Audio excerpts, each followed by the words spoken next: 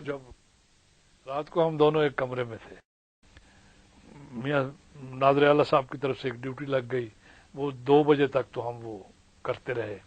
مولوی ظہور سیالکوٹ والے میرے ساتھ تھے، خواجہ سرفراز تھے۔ تو اس کے بعد ہم جو فارغ ہوئے تو میں نے کہا بھائی اب نیند تو نہیں آتی، تو نفل پڑھتے ہیں۔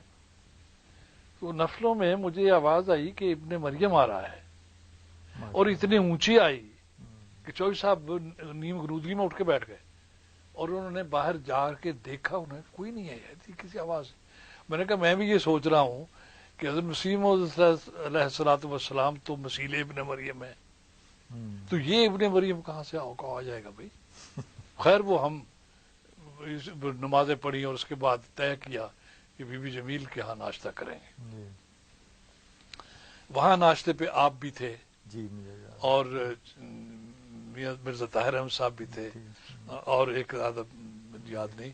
اور وہاں بات ہوئی تو میں نے کہا جی بات یہ ہمارا تو ایمان یہ ہے کہ جس شخص کو ادارہ انتخاب چن لے گا، اللہ میاں اس کے کرنٹ میں لا دے گا، وہ مرزا ناصر احمد بن جائے گا۔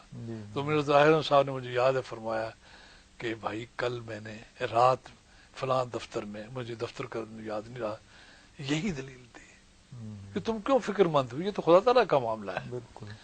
تو ان سے ایک یہ تو ربط خاص تھا، بلکہ جب میرا بھائی مجھ سے پہلے ان سے مل کے آیا، ہاں جب وہ ادارہ انتخاب کا اجلاس ہو رہا تھا تو ہم کسی نہ کسی طریقے سے پرائیویٹ سیکٹری کے دفتر میں جا بیٹھے۔ جب اعلان ہوا تو میں نے کہا بھاگ کے چلیں، اب پہلی بیعت میں شامل ہوتے ہیں۔ تو میں یاد ہے کہ ایک طرف چودھری فتح احمد صاحب بیٹھے تھے، دوسری طرف چودھری ظہور احمد صاحب بیٹھے تھے، ناظر دیوان۔ تو ناظر دیوان نے کہا کہ آپ کے چہرے پہ اب سکون کیوں آ گیا ہے؟ میں نے کہا اس لیے کہ اب مجھے رات کے وہ جو خواب ہوا تھا اس کی ہو گئی ہے تعبیر، میرے سمجھ میں آ گئی کہ یہ ابن مریم ہی تو ہے۔ بالکل حضرت ام طاہر کا نام مریم تھا، مریم آپا کا مشہور۔ تو وہ جو یعنی ایک تسلی ہو گئی۔ پھر دوسرے دن میں ادھر واپس آئے، بھائی چلا گیا ملایا، تو میں نے کہا کہیں صاحب کے ذہن میں وہ آیا ہی نہیں۔ تو تیسرے دن میں بھی پہنچا تو وہاں حضرت خلیفہ ثالث کے عہد خلافت میں حضور کی شفقت سی یہ معمول تھا کہ پرائیویٹ سیکٹری نے یا کسی باڈی گارڈ نے دیکھا تو اس نے اطلاع دے دی، سن کہا اس کو بلا لو۔ تو ہم پرائیویٹ سیکٹری کے دفتر میں چلے گئے، میں نے کہا بھائی میرا بھی نام لکھ لو، میجر حمید کلیم، اور پرائیویٹ سیکٹری تھے۔ تو انہوں نے ابھی کا وہ رجسٹر گیا نہیں تھا، تو سلیم جو کلرک ہے وہاں اس کو بلایا کہ ثاقب صاحب کا نام سب سے اوپر لکھ دو۔ آج وہ لکھ رہا تھا کہ باڈی گارڈ کا، اس نے کہا صاحب نے بلا لیے۔ میں نے کہا چلیے یہ روایت تو پوری ہو گئی۔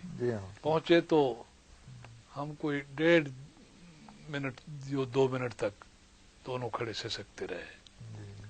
تو حضور نے ایک فکرہ فرمایا کہ مجھے بھائی فرمایا کہ یہ احساس ہے بلکہ مجھے اعتراف ہے کہ الخلیفہ ثالث کے جو آپ کے ساتھ تعلقات تھے وہ نہ تو جماعت کے کسی فرد کے ساتھ تھے ایسے، اور نہ خاندان میں سے کسی فرد کے ساتھ تھے۔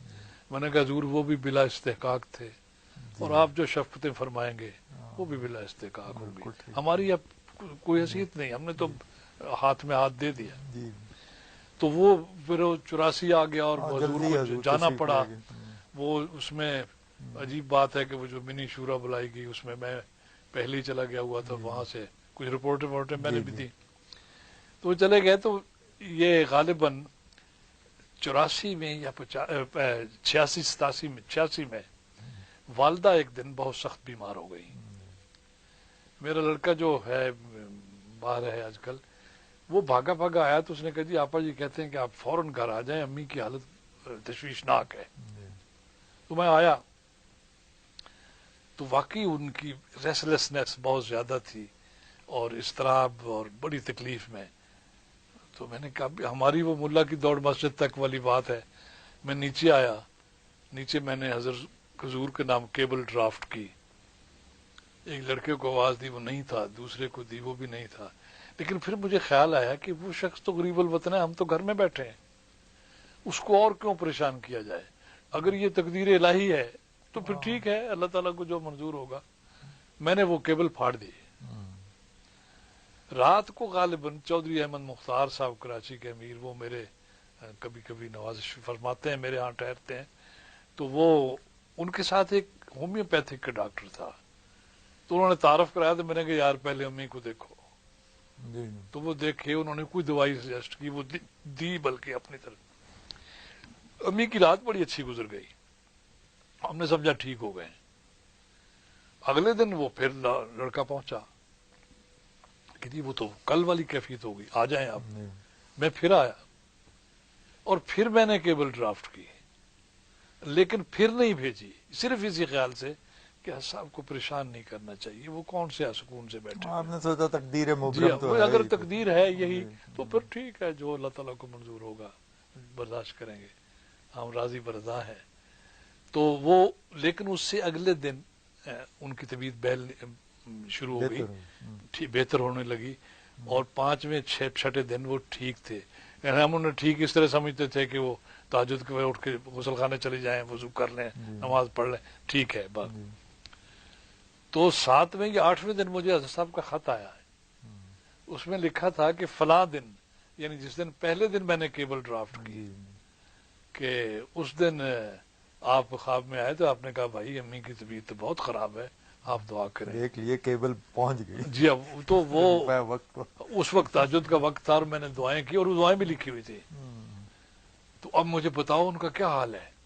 تو میں نے لکھا کہ حضور یہ تو سنا تھا کہ خط ڈال دیا ہے، ابھی پہنچا نہیں اور دعا ہو گئی، لیکن یہ نہیں سنا تھا کہ خط ڈالا ہی نہیں ہے پھر بھی پہنچ جاتا. اور کہنے لگے اس ٹیلی پیتھی کا تو پھر یہ تو تعلق ہے، تعلق خاطر ہے، اللہ تعالیٰ کا فضل ہے کہ ان کو اب صحت ہو گئی. اب میں ان کو تصویر بھیج رہا ہوں، تو انہوں نے بڑی اچھی اپنی لال تصویر انہی کے نام منسوب کر کے بھجوائی، اور فرمایا کہ اب اس کو جڑوا کر فریم میں ان کے سامنے لٹکا دو، اب وہ میرے لیے دعا کرتی رہیں.